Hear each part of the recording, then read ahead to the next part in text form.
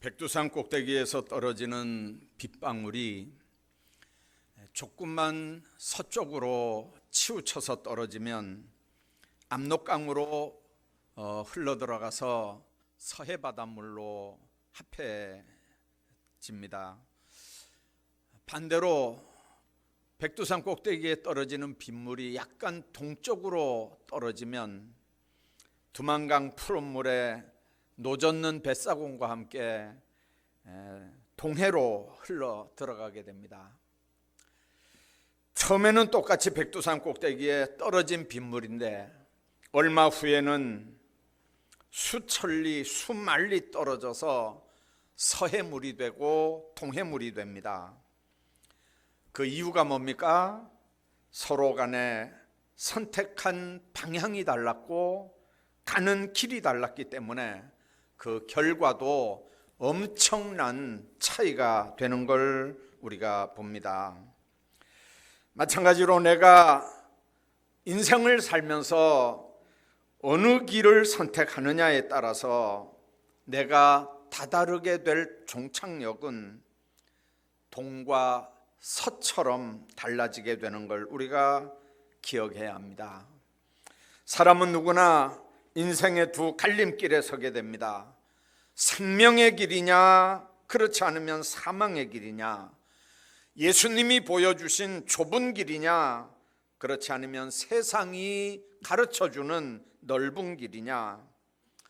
물론 어느 선택을 하든 그건 우리 자유입니다.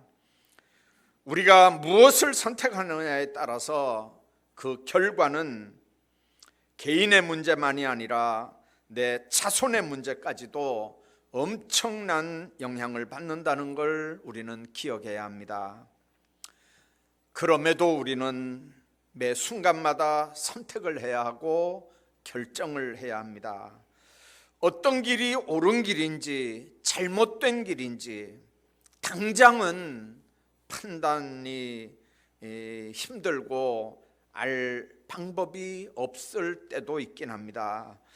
그러나 그때 우리가 판단하고 선택해야 되는 기준이 뭡니까? 하나님의 나라와 의를 먼저 생각해야 되고 당장보다는 더 먼 날을 생각해서 뭔가를 선택한다면 지금 당장은 어렵고 힘들어도 나중에는 조금 더 후회 없는 길을 우리가 갈 수 있습니다. 오늘 우리가 읽은 이 신명기는 이스라엘 민족이 가나안 땅 들어가기 전 모압 평지에서 하나님께로부터 받은 말씀입니다. 이제 가나안 땅 들어가서 살아야 될 아직 출애굽을 경험하지 못한 세대들에게 가나안에 들어가 살면 너희들이 이렇게 살아라 하고 주시는 교훈의 말씀들입니다. 그 말씀들은 여태까지 하나님께서 이스라엘을 어떻게 애굽에서부터 인도해냈는지에 대한 말씀들, 하나님이 이스라엘 민족에게 주신 약속들, 그리고 이스라엘 민족이 하나님 앞에 복 받으려면 어떻게 하나님 앞에 결단하고 살아야 되는가 하는 말씀들이 기록이 되어 있습니다.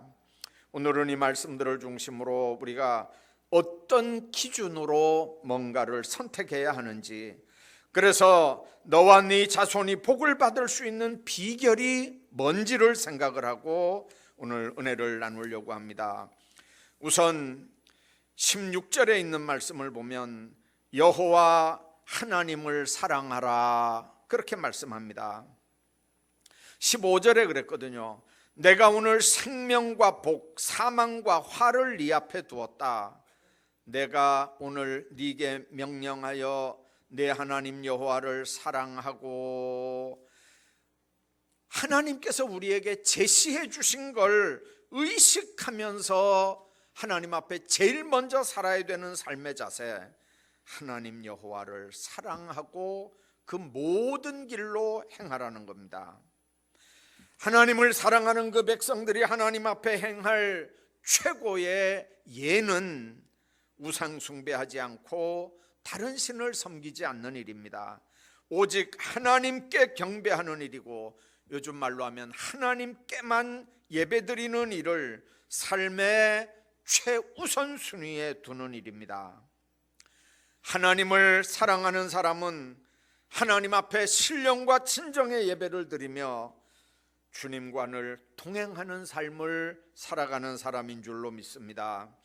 오늘 19절에 그렇게 말씀합니다.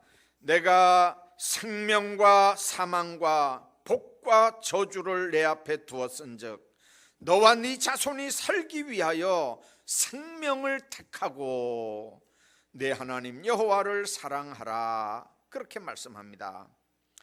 생명과 사망, 복과 저주 중에 네가 선택하라는 겁니다. 너와 네 자손이 살기 위해서 생명을 선택하고 복을 선택하라는 겁니다. 그리고 하나님을 사랑하라는 겁니다. 그의 말씀에 귀를 기울이고 그를 전적으로 신뢰하고 의지하는 삶을 사는 게 너만 잘 되는 게 아니라, 너만 사는 게 아니라 네 자손도 살고 네 자손들도 복받아서 대대로 잘 된다는 길입니다. 하나님은 로마서 9장 21절을 통해서 토기장이가 진흙 한 덩이로 하나는 귀히 쓸 그릇을, 하나는 천히 쓸 그릇을 만드는 권위 없겠느냐, 그렇게 말씀합니다. 몇 년 전에 도자기 굽는 곳을 가본 적이 있습니다. 이 토기장이가 물레를 이렇게 발로 돌리면서 얼마나 정성스럽게 토기를 만드는지 정말 신기하게 쳐다봤습니다. 나중에 들은 얘기인데 좋은 토기가 나오려면, 좋은 자기가 나오려면 우선 흙이 좋아야 된다는 얘기를 합니다. 그래서 그분 하는 얘기 어렴풋이 기억하는데, 고령 쪽에서 나는 이 고령토가 아주 굉장히 그 항아리 만들 수 있는 아주 최고로 좋은 흙이라고 하는 이야기를 한 기억이 납니다.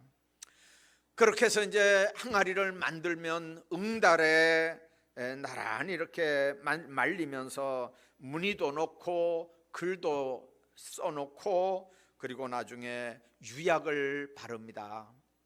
그리고는 도자기를 만드는 과정이, 흙도 중요하지만 중요한 건 뜨거운 불이라는 얘기죠. 많은 그릇들이 불에 견디지 못해서 우그러지고 깨진 모습으로 나중에 나온다는 얘기입니다.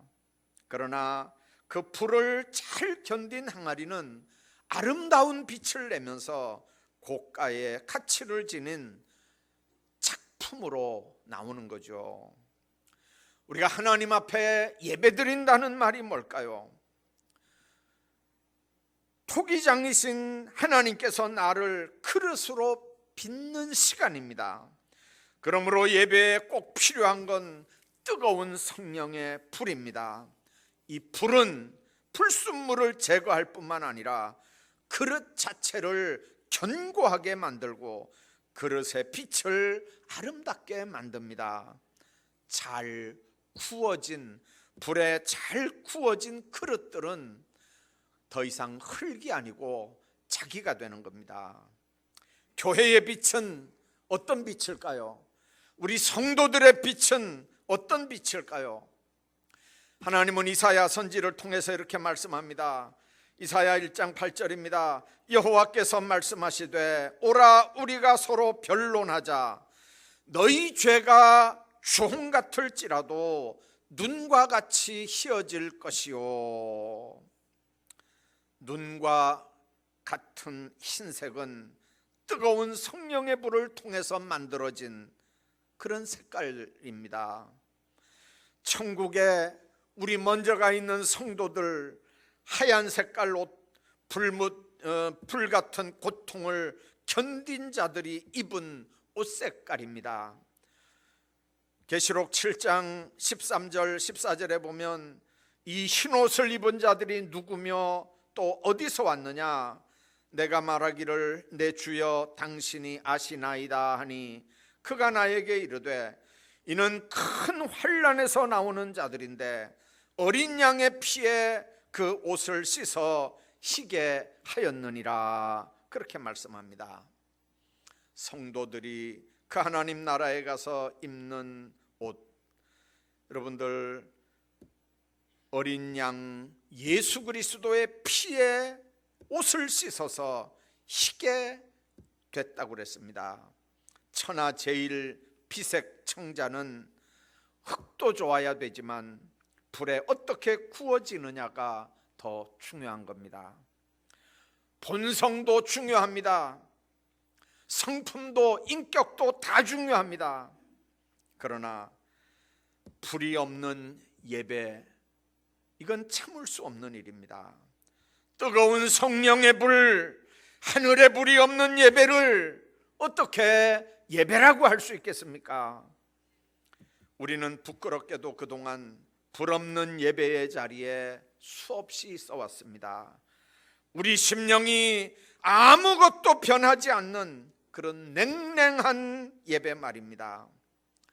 하나님의 말씀이 선포돼도 가책도 없고 꺼리낌도 없고 감동도 없는 그런 예배들 말입니다.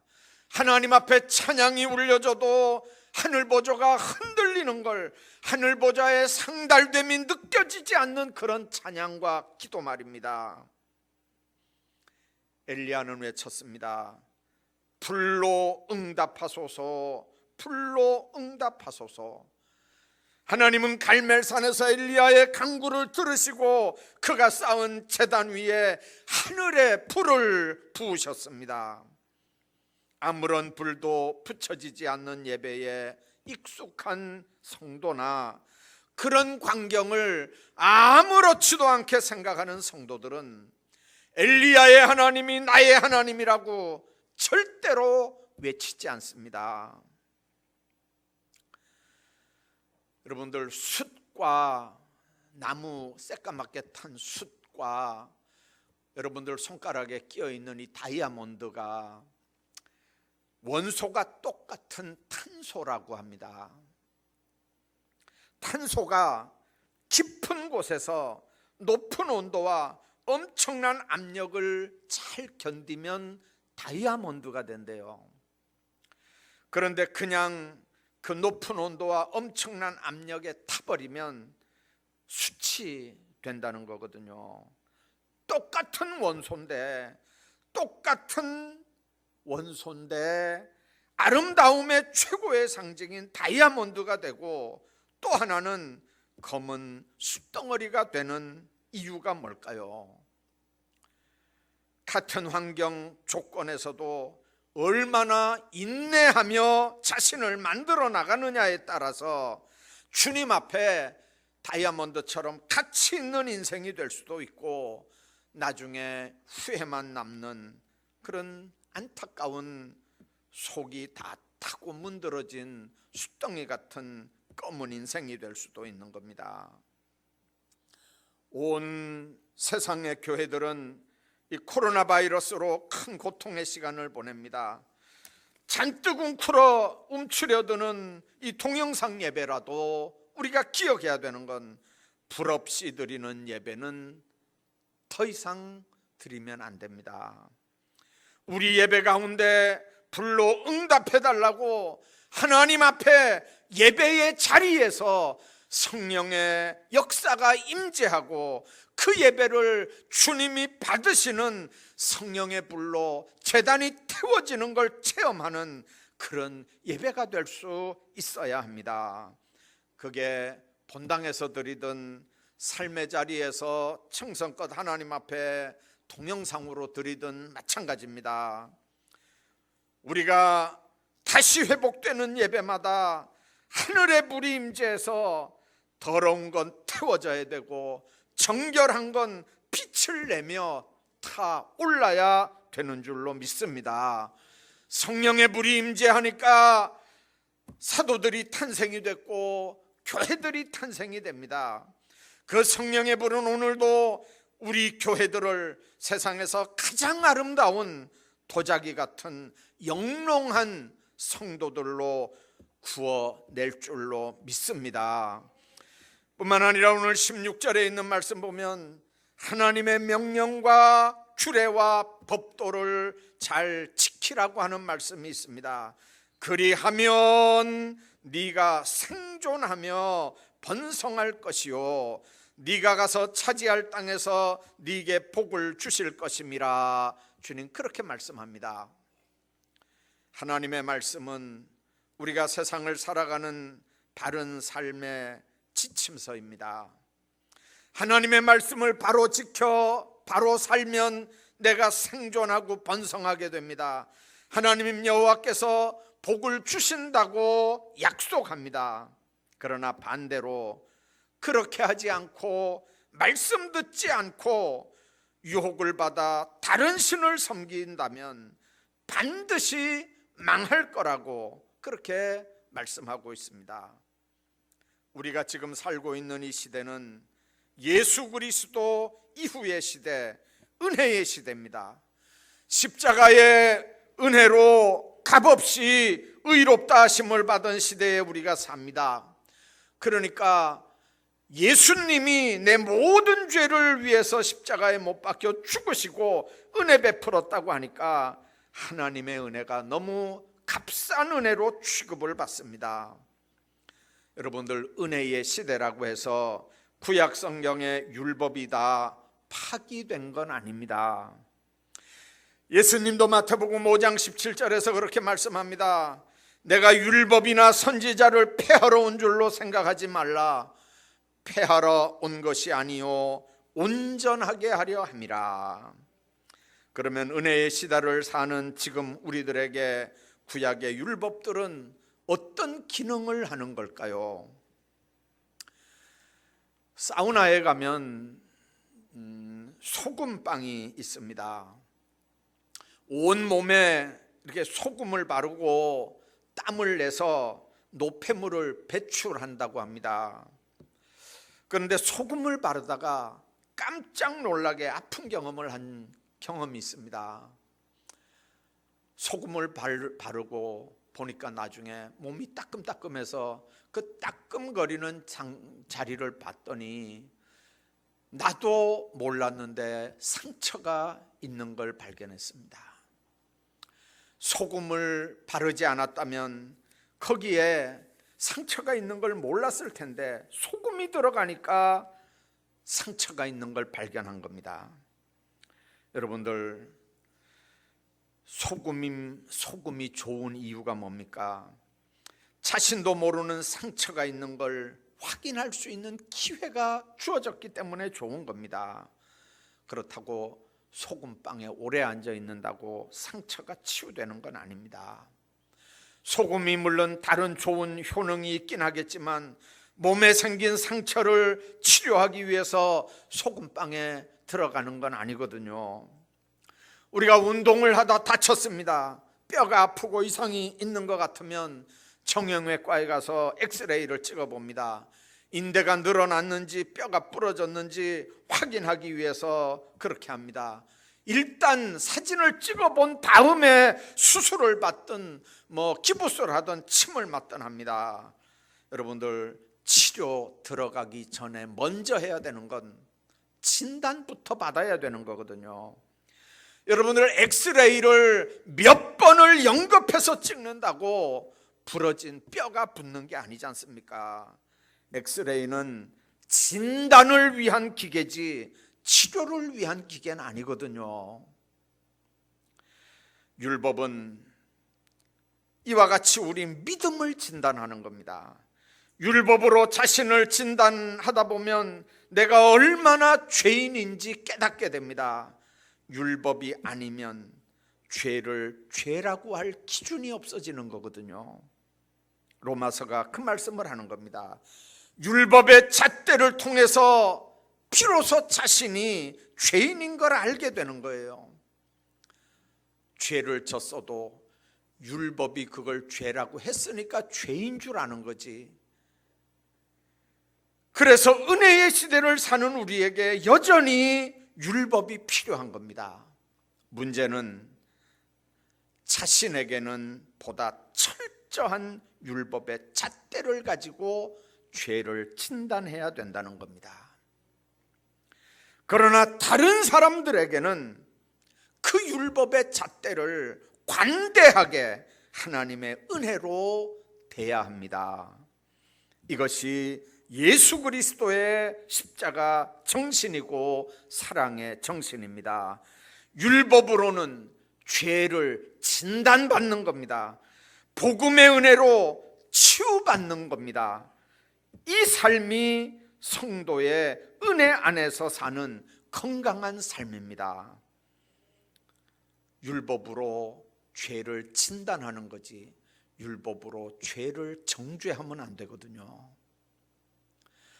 그게 죄라고 하는 걸 알았으면 십자가의 포혈의 은혜로 치유함을 받는 겁니다. 해결함을 받는 겁니다. 그런 삶이 은혜 안에 사는 건강한 삶이고 그런 신앙생활들 하시기를 주의 이름으로 축복합니다. 뿐만 아니라 선택을 우리가 잘해야 합니다. 어느 날 소크라테스의 제자들이 소크라테스한테 왔대요. 인생이 뭡니까? 라고 물어봤대요. 그러니까 소크라테스가 제자들을 보면서 씩 웃었습니다. 여러분들 어떻게 단답형으로 제자들에게 인생을 얘기하겠어요?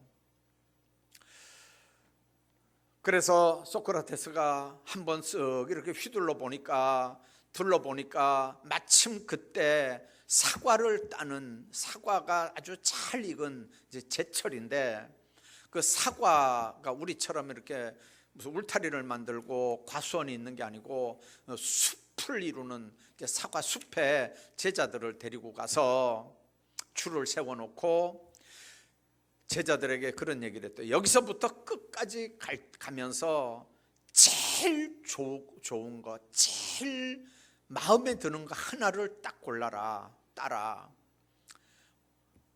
근데 단서가 있다. 절대로 뒤를 돌아보면 안 되고 딴 걸 버리고 다른 걸 다시 따면 안 된다. 제자들에게 단단히 다짐을 하고 그리고 자기는 사과 울타리, 사과 숲이 시작되는 거기에서 제자들은 그 숲을 통과해서 걸어가는데 자기는 빨리 걸어가서 끝부분에 가서 이렇게 서 있었습니다. 제자들이 나중에 하나씩 들고 이렇게 왔습니다. 그리고 서로 따가지고 온 사과들을 서로 이렇게 보는데 만족해하는 사람이 하나도 없는 거예요. 그래서 소크라테스가 제자들에게 그랬대요. 왜 잘못 땄느냐? 그러니까 어떤 제자 하나가 선생님 다시 한번 기회를 주십시오. 저는 딱 들어가다 보니까 정말 큰 게 하나 있었습니다. 따려고 했는데 생각에 앞으로 저만큼 더 가야 되는데 얼마든지 가다 보면 이거보다 더 큰 사과가 있을 것 같아서 그걸 안 따고 끝까지 갔는데 끝까지 가서 보니까 그만한 사과가 없더라는 거예요. 그러니까 다시 돌아와서 그거 따게 해달라고 기회 한번 달라는 거죠. 어떤 사람은 아이고 선생님 저는 반대입니다. 가다가 보니까 너무 좋은 것들이 이렇게 많아서 그냥 냉큼 그 중에 제일 좋은 거 하나를 땄는데 들고 가다 보니까 세상에 내가 딴 거보다 더 좋은 것들이 가면 갈수록 계속 있더라는 거죠. 그러니까 너무 후회가 되는 거예요. 일찍 결정한 걸. 그러니까 나에게도 다시 한번 기회를 달라는 거예요. 그때 소크라테스가 웃으면서 그런 얘기를 했어요. 그게 인생이란다. 그게 인생을 일생이라고 하는 이유란다. 한 번 가면 다시 못 오잖아요. 두 번 살 수 있나요?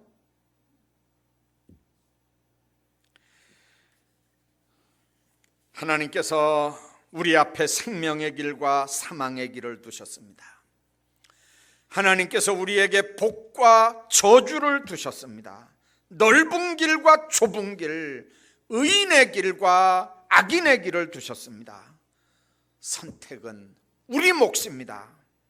우리가 어떤 길을 선택하느냐에 따라서 내 문제만 거기에 달려 있는 게 아니고 내 자손이 사나 죽느냐, 번성하느냐, 잘 되느냐 하는 그 문제까지도 그게 내 선택에 달려 있다는 걸 우리가 알아야 합니다. 우리의 순간의 선택은 영원을 좌우합니다. 옛날에 그랬잖아요. 전자제품 하나 광고하는데 순간의 선택이 10년을 좌우한다고요. 여러분들 10년 뒤에 다시 사면 돼요, 똑바로. 그러나 인생은 2번 살 수 있는 거 아니지 않습니까? 더더군다나 내 문제만 아니라 내 자녀 손들의 문제까지도 내 선택에 달려 있다는 거. 여러분들 어느 걸 선택하느냐 하는 건 내 개인의 자유고 꼭 하나를 선택해야 되는 건 내 삶의 의무입니다. 성경은 우리가 선택해야 할 길을 분명하게 얘기합니다. 누가복음 13장 22절부터 나오는 말씀과 마태복음 7장부터 나오는 두 문의 얘기입니다. 하나는 좁은 문이요, 하나는 넓은 문입니다. 좁은 문은 생명의 문이요, 넓은 문은 사망의 문입니다. 좁은 문은 길이 협착해서 찾는 이가 적은 문입니다. 외롭게 혼자 들어가야 하는 문입니다. 그러나 영광의 문이고 영생의 문입니다. 빈손에 예수님만 바라보고 가는 그런 길이고 그런 문입니다. 그러나 넓은 문은 사망의 문입니다. 여럿이 같이 들어갈 수 있는 문이지만 끝내는 멸망의 문입니다. 어깨에 세상 죄를 짊어지고 세상 죄의 짐을 영광의 보물단지처럼 짊어지고 들어가는 문입니다. 손에도 피 묻은 손, 씻지 않은 손으로 죄짐을 잔뜩 들고 들어가는 문입니다. 평안히 자기 마음대로 들어갈 수 있는 문입니다. 그러나 성경은 분명하게 얘기합니다. 좁은 문으로 들어가라. 멸망으로 인도하는 문은 크고 그 길이 넓어 그리로 들어가는 자가 많고 생명으로 인도하는 문은 좁고 협착하여 찾는 이가 적음이니라. 생명으로 인도하지만 협착해서 찾는 이가 적은 이 길은 주님이 걸어가신 길입니다. 주님이 사셨던 나사렛의 길이요, 골짜기 외로운 길이요, 골고다 산상으로 가는 길입니다. 주님을 사랑하는 사람들, 주님의 제자들, 주님의 뒤를 따라가는 사람들은 바로 넓은 길이 아니라 좁은 길, 넓은 문이 아니라 좁은 문, 주님이 걸어가신 골고다 길로 뒤따라가는 사람들인 걸 늘 기억하며 사시길 바랍니다. 마태복음 7장 21절부터 기록된 두 집의 얘기도 마찬가지입니다. 반석 위에 세운 집, 모래 위에 세운 집. 예수님의 말씀을 잘 듣고 행하는 자는 반석 위에 세운 집이지만, 그러나 말씀을 듣고도 행하지 않는 자의 집은 모래 위에 세운 집이라는 거죠. 평소에는 다 똑같습니다. 그러나 비가 오고 창수가 날, 바람이 불면 그 집에 문이 부딪힐 때 무너짐이 심하다. 그러나 반석 위에 세운 집은 무너지지 않는다고 분명히 말씀합니다. 누가복음 6장 24절에 보면 두 주인 얘기가 나옵니다. 하나는 하나님을 주인으로 섬기는 사람이고 하나는 재물을 주인으로 섬기는 사람입니다. 주님은 말씀합니다. 한 사람이 두 주인을 겸하여 섬기지 못한다. 혹 이를 미워하고 저를 사랑하거나 혹 이를 중히 여기고 혹 저를 경히 여김이라. 너희가 하나님과 재물을 겸하여 섬기지 못한다. 분명하게 말씀하면서 하나님만을 주인으로 섬길 것을 요구하는 겁니다. 선지자 엘리야가 모든 백성에게 가까이 나가서 말합니다. 너희가 어느 때까지 둘 사이에서 머뭇머뭇하려느냐? 여호와가 만일 하나님이면 그를 따르고 바알이 만일 하나님이면 그를 따르라. 여호와가 결론으로 그런 말을 합니다. 오늘날 너희는 섬길 자를 택하라. 나와 내 집은 여호와를 섬기겠노라. 지금 우리나라는 정치적으로도 새로운 위기에 처해 있습니다. 우리가 하나님을 사랑하고 하나님의 법도를 잘 지키며 우리가 생명의 길, 축복의 길을 잘 선택하면 16절 말씀처럼 우리 민족은 생존하고 번성할 것입니다. 네가 가서 차지할 땅에서 네게 주실 것이라고 하는 말, 미래의 번영은 열쇠가 하나님의 말씀을 지키며 사느냐 아니냐에 있는 거지 정치꾼들의 수완에 달려 있는 게 아니라고 하는 말을 분명하게 하는 겁니다. 오늘 17절 18절에 있는 말씀 기억하십시다. 어찌 한 나라 민족에게만 이 말씀을 하는 거겠습니까? 섬길 수 있는 기회를 놓치면 그 사람들만 망하는 게 아니고 그 민족들이, 자녀들이 망하는 겁니다. 얻었다 할지라도, 차지했다 할지라도 그게 길지 못하다고 하는 이 말씀은 여러분들 6.25 전후에서 우리나라를 도와줬던 많은 대단한 나라들이 지금 우리보다도 못 살고 있는 그 상황을 통해서 우리가 알 수 있지 않습니까? 여러분들, 우리가 분명히 기억해야 합니다. 나라와 민족을 위해서 기도하는 사람들이 분명하게 기억해야 합니다. 하나님의 말씀을 버리고 다른 걸 따라가면 본인만 망하는 게 아니고 자녀 손들도 망하고 미래가 없어집니다. 여러분들, 이게 한 나라와 민족에게만 하는 말씀이겠습니까? 신명기는 그 말씀을 듣는, 아직도 출애굽을 경험하지 못하고 가나안 땅에 들어가 살아야 될 사람들, 그 젊은 사람들을 향하는 말씀입니다. 오늘 우리 자손이 대대로 번성하고 잘 사는 길은 오직 열쇠가 하나님에게 있음을 알아야 합니다. 하나님께만 사는 방법이, 번성하는 방법이 하나님께만 있는 걸 알아야 합니다. 하나님의 말씀을 청종하며 하나님을 의지하는 백성들로 살아가시기를 주의 이름으로 축원합니다.